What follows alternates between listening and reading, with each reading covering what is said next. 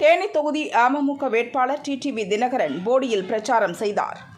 இந்தியாவை 10 ஆண்டுகள் உலக அரங்கிலே உயர்த்தி பிடித்த நரேந்திர மோடி அவர்கள் இந்தியாவின் வளர்ச்சிக்காக ஊழலற்ற ஆட்சியை கொடுத்து வருகின்ற மோடி அவர்கள் மீண்டும் அவர்தான் பிரதமராகும் போது உறுதி என்பது எல்லோருக்குமே தெரியும்.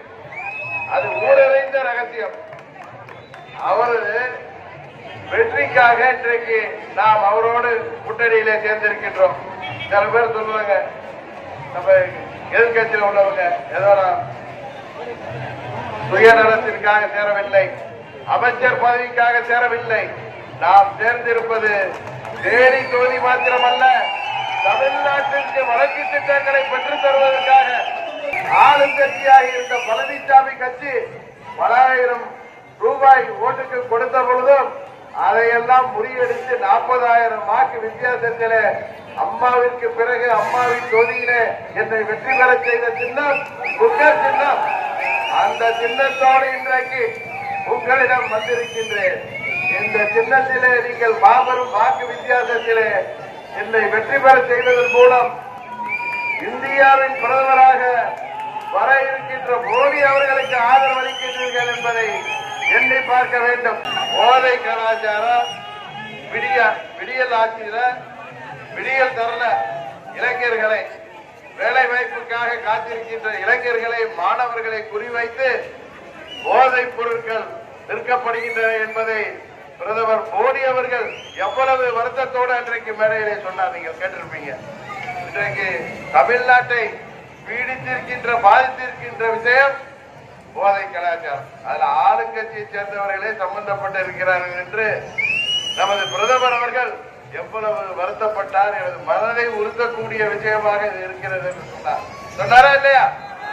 இந்தியாவின் பிரதமரே சொல்கிறார் என்றால் அதற்கு காரணம் நமது வருங்கால சமுதாயத்தை அழிக்கக்கூடிய விஷயமாகிய போதை மருந்து புழக்கத்தை விட்டிருப்பது யார் என்பது தெரியும். அம்மா இருந்தாங்கன்னா விட்டுப்பாங்களா?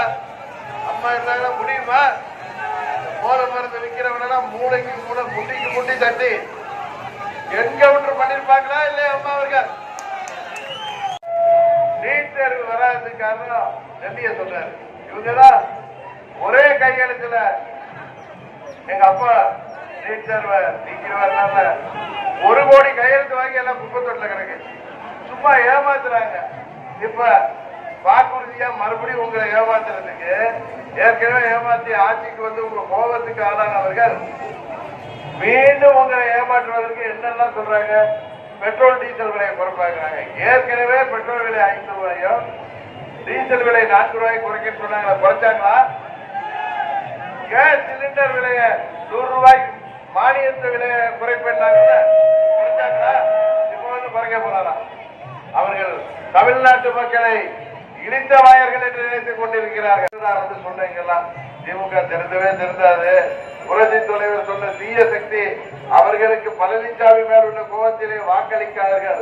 அவர்கள் விடியல் தரமாட்டார்கள், அவர்கள் விடியாமூஞ்சிகள் என்று சொன்னேன். அந்த தீய சக்திகளுக்கு தமிழ்நாட்டிலே வாக்களித்த மக்கள் இன்றைக்கு வருத்தப்பட்டுக் கொண்டிருக்கிறார்கள்.